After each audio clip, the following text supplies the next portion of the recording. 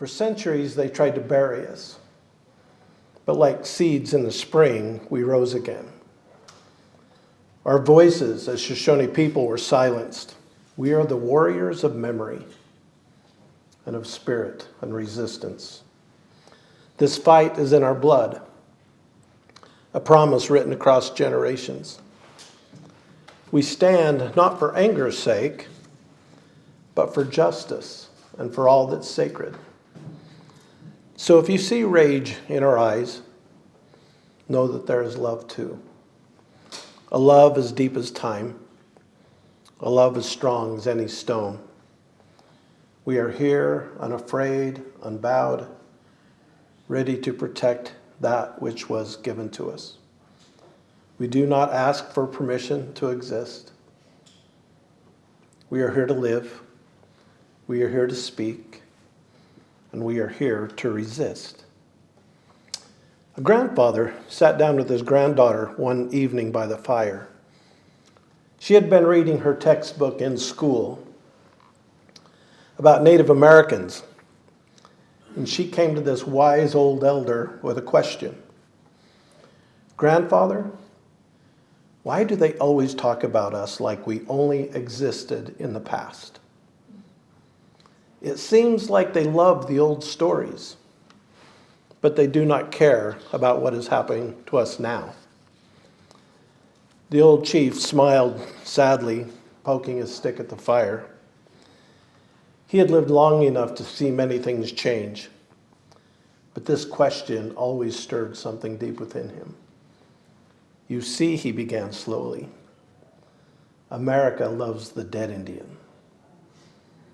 They love the stories, the legends, the dances, and the songs from long ago. They love to look at us in museums, frozen in time. To them, we are something from the past, a relic of history that makes them feel really special, almost like they were the ones who discovered us. He sighed and looked in his granddaughter's eyes and continued, but America does not love the living Indian, the Indian who is still here, still fighting, still trying to make a future in these lands. The living Indian challenges their story because we remind them that the past is not over. We are not just a memory in your history book or in your museums. We are here standing in front of you, asking for justice, recognition, and reconciliation. The granddaughter frowned, trying really hard to understand. But why can't they love us now like they did before?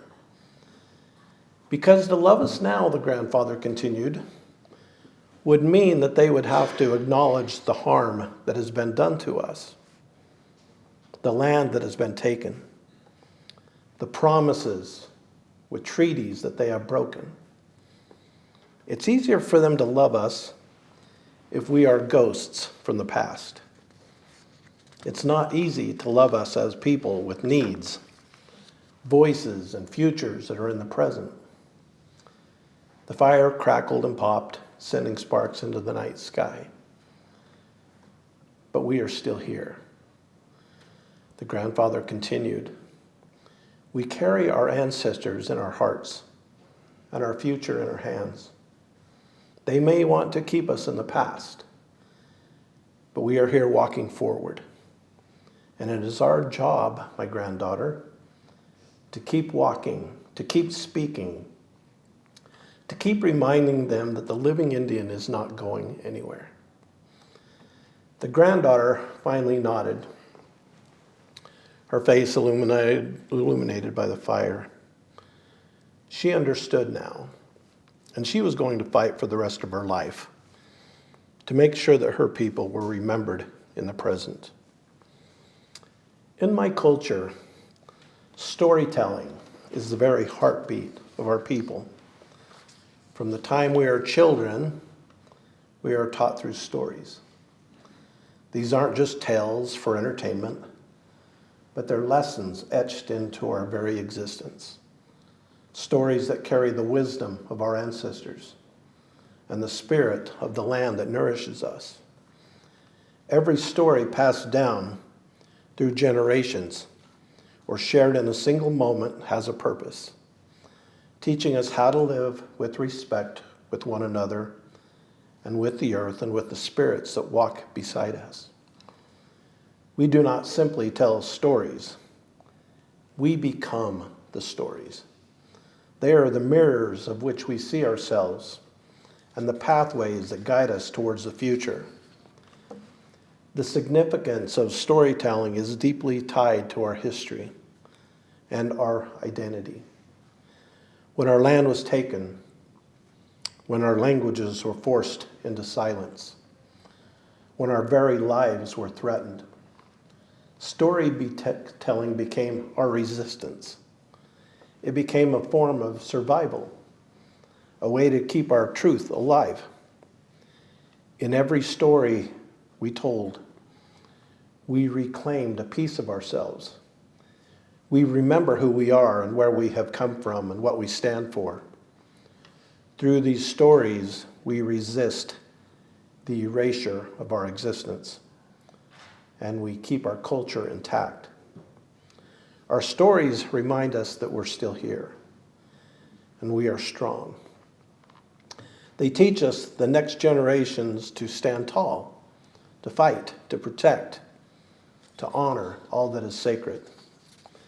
They remind us that even in the darkest of times, the light of our ancestors is never far away. Through the power of storytelling, we continue to rise. We continue to be resilient. We continue to teach. And above all else, we continue to fight.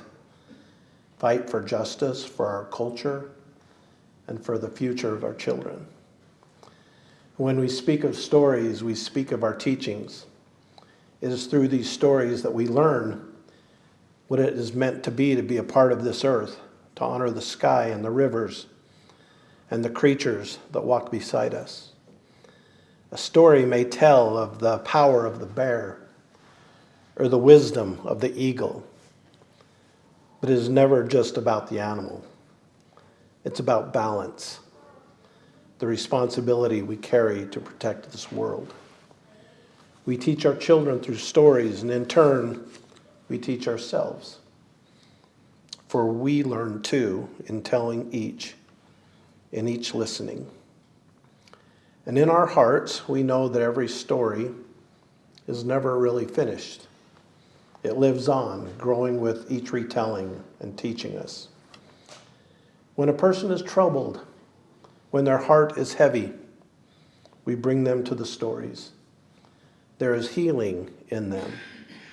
For when we hear of the struggle of our ancestors, their strength, their sacrifices, we remember that we too are part of this strength. We carry their resilience within us. We heal not just through the words, but through the presence of each other. As we sit in a circle sharing our stories and hearing those of others, those stories always remind us of who we are. They remind us of where we came from, and more importantly, they remind us of the strength that we have to continue to endure. Healing isn't just about the body, it's about the spirit. And the stories speak directly to our spirits. Storytelling is not just a tool for teaching and healing. It is the very foundation of who we are. It's a connection between the past and the future. In each story we pass along the gifts of our ancestors, the teachings they gave us, and the lessons that we carry into the future. And when we tell our stories, we do so with the knowledge that they are not only remembering the past, but are shaping the world to come. One day a hunter brought home a sizable kill. It was far too big to be eaten by his family alone. There was a mountain man nearby that said to the hunter, "How are you going to store the extra meat?" because drying and storing technologies were well known at the time. The hunter seemed puzzled, and he looked at the mountain man and said, "Store the meat, why would I do that?" Instead, he sent out an invitation for the whole village to gather around his fire. At the end of the night, when everybody was going back to their own lodge, sweating and tired but smiling because they'd been dancing and singing around the fire all night long, their bellies full for probably the first time in a long time. The mountain man was clearly bothered now, and he said again to the hunter, "You know, given the uncertainty of fresh meat in the forest, it would have been far wiser for you to store the extra meat for your own family to be used in the future." The hunter looked at him again and said, "Store the meat? I store the meat in the belly of my brother." Stories like this teach us of our responsibility to our communities. Our stories are the backbone of our cultures, the very bones that give structure to our ways, our language, our ceremonies, our songs. They all come to life through the stories that we share.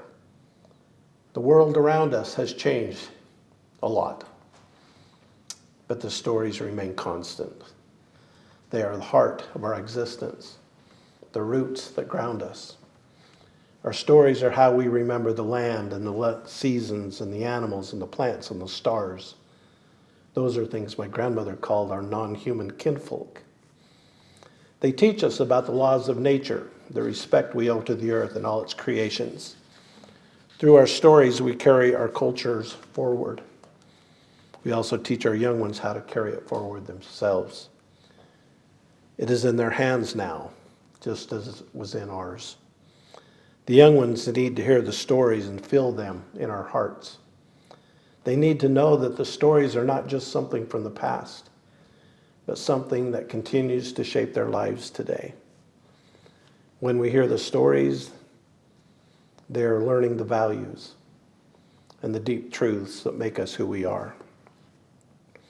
Our stories about resiliency, they're stories about resistance. When the world tried to take our lands, when they tried to erase our languages, our stories stood strong. They were carried into the hearts of the people, even when everything else was being stripped away.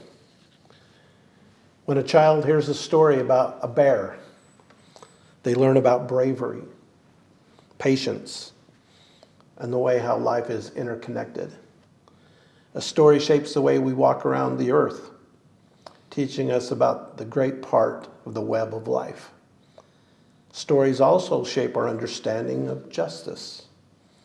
In our world, justice is not simply about laws and punishment. It's about balance. Our stories teach us that true justice is rooted in respect, in the careful balance between the needs of the individual and the needs of a community. When the trickster figure, who in my culture usually is the coyote, plays a role in a story, they are not simply just causing chaos, although they do.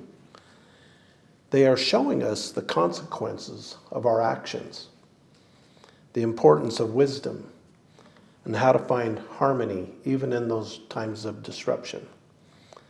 These teachings form our sense of right and wrong. Through these stories, we come to understand that our relationship should be special with the environment. When we hear the story of the first plants that grew on the earth, or the story of how the rivers were formed, we are taught the sacredness of the lands.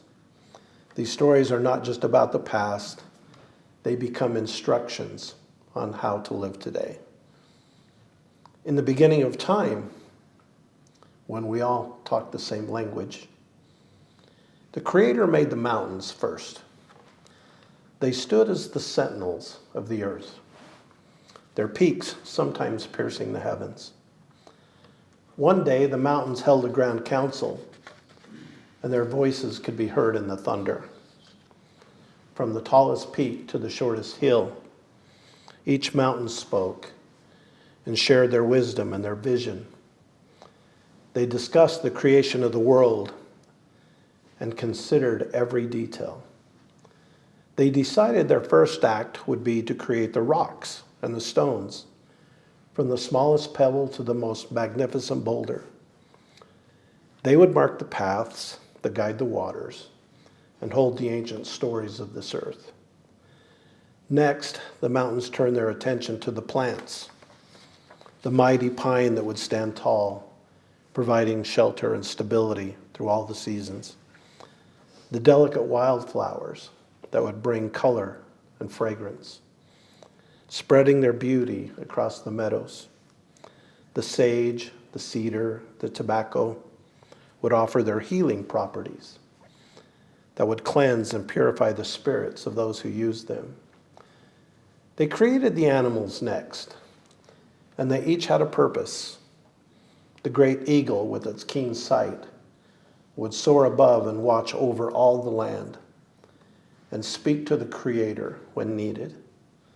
The bear would stand strong and wise and would roam the forests, teaching the other animals the importance of strength and courage.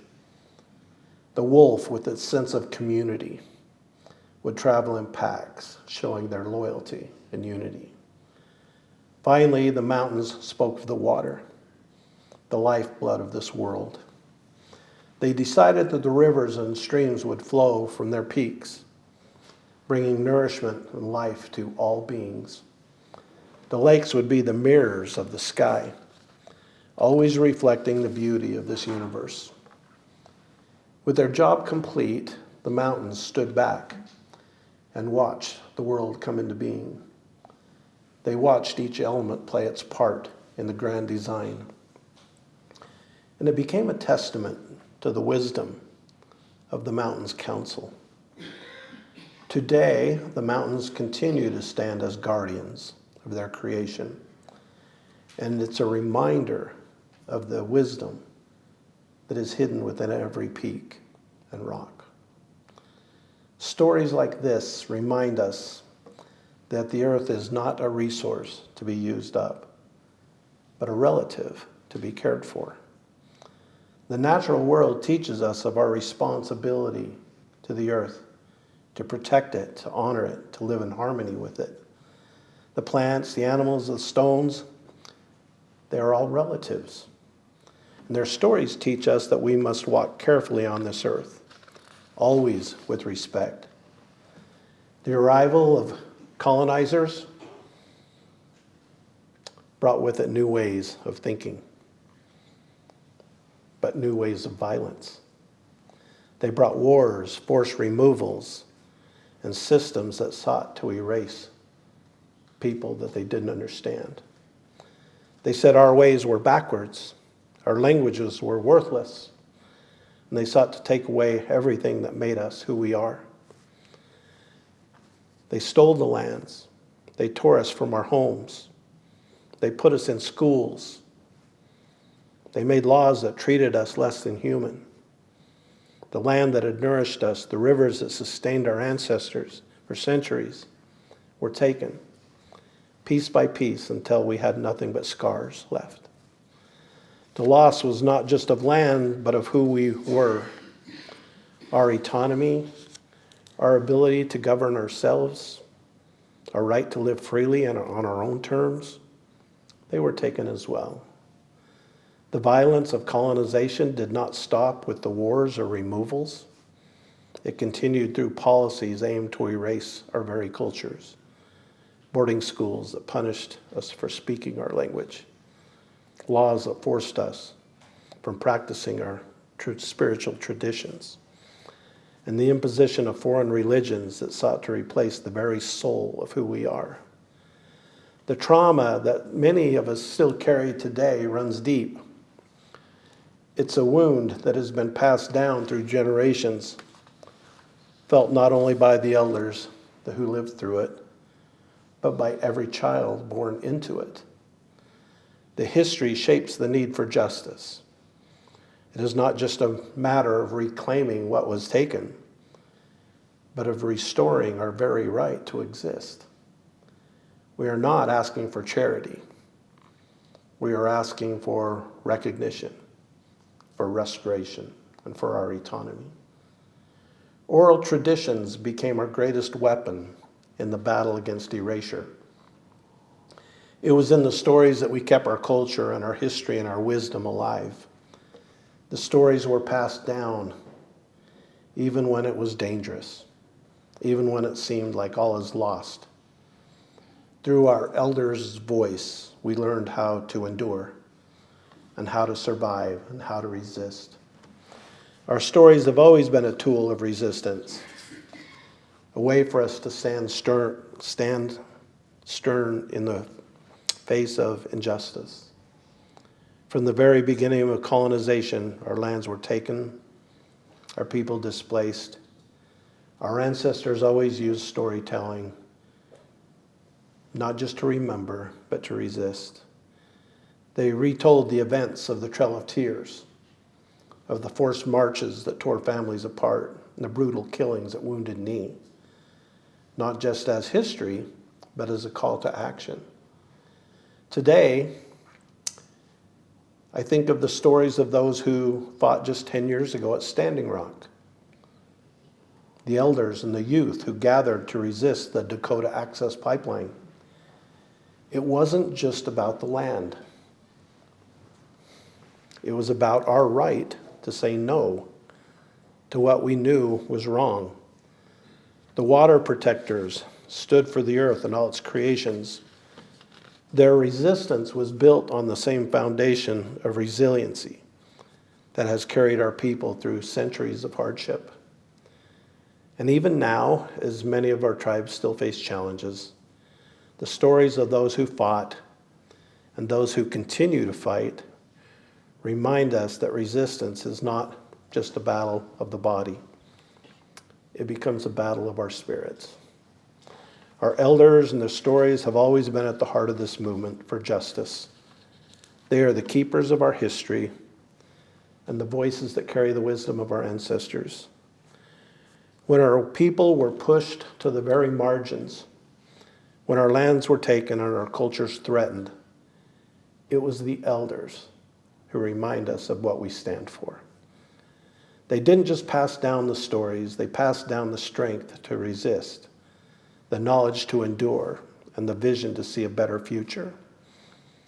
In times of struggle, we have always been the ones to remind us that our fight is not just for today, but for the generations to come. Today, the fight to protect our lands and water, the Great Salt Lake, if I may add, is urgent as ever.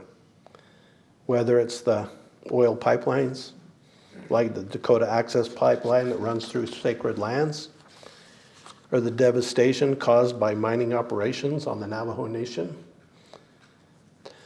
that continue to pollute our rivers and desecrate sacred sites. The fight for environmental justice is not over. The land, our most sacred relative, is being exploited for profit at an alarming rate. And it's native communities that bear the brunt of this destruction. In these modern struggles, we look to the past for strength. But we also look forward, knowing that the work is not done. The fight for environmental justice is about protecting our people and our children and grandchildren's future. It's about enduring that the sacredness of the earth is respecting the rights of Indigenous peoples to be upheld. As long as the earth suffers, so do we. Do you know the health of the people will always parallel the health of our environment? Through our resistance, through our advocacy, and through our storytelling, we continue to speak truth to power and demand justice. In today's world, storytelling has taken on new forms, but its power remains the same. It's no longer just about the spoken word passed down through generations around the fire. Now our stories spread across the world through social media, TikTok and videos, digital platforms. The fight for justice today is fueled by the actions that we take and the stories that we share. As Standing Rock, we saw how storytelling became a tool for resistance. Through the power of social media, the voices of water protectors was amplified, reaching millions and millions of people worldwide.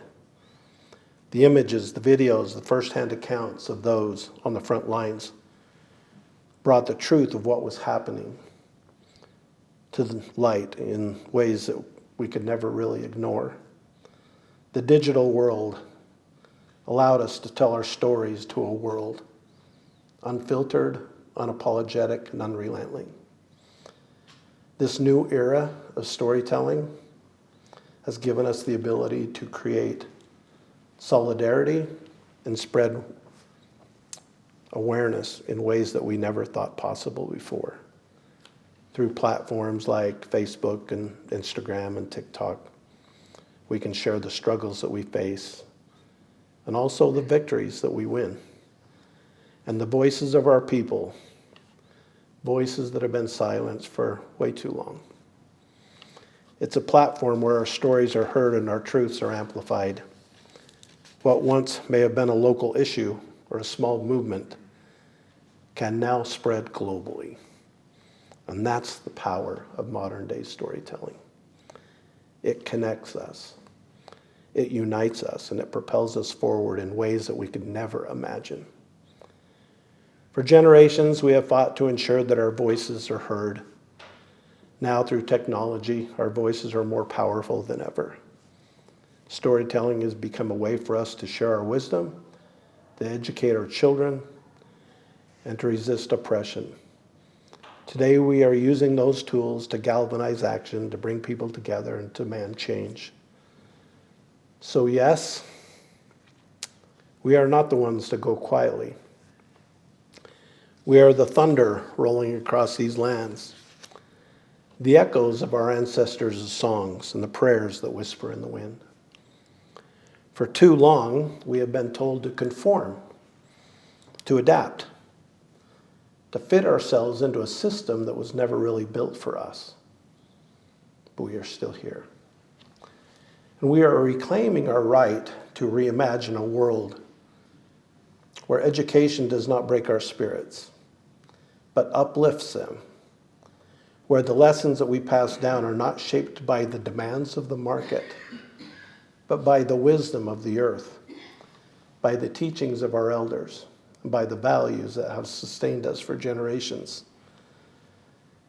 You see, this is our resistance to a refusal to accept an education that strips us of our identity, that disconnects us from the land, that molds us into an instrument of a system that prioritizes profit over people. We stand against this with a resilience forged in fire, with the strength of knowing who we are, where we came from, and what we're fighting for. We are the ones who dream of a different future, where our business schools begin to teach reciprocity. Our sciences honor the sacredness of all living things. Our social sciences build bridges of understanding. And our law schools fight for restorative justice, rooted in respect. We carry the teachings of our ancestors, not as relics of the past, but as a blueprint for the future.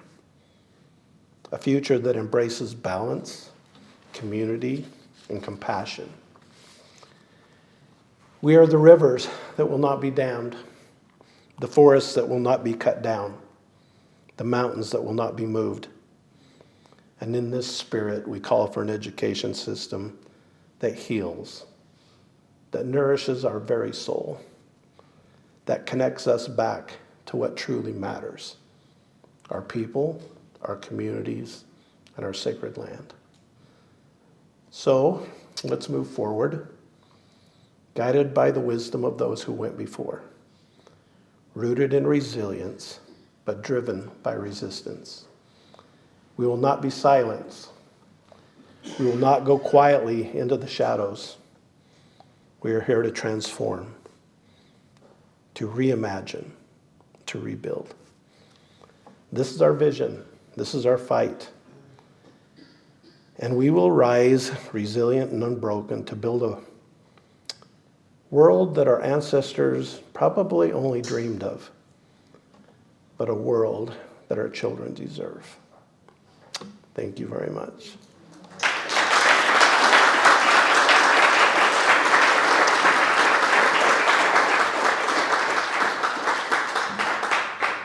That was pretty damn heavy. Sorry. Any questions? We can talk Great Salt Lake if you want. I have a question for you, Darren. Yeah.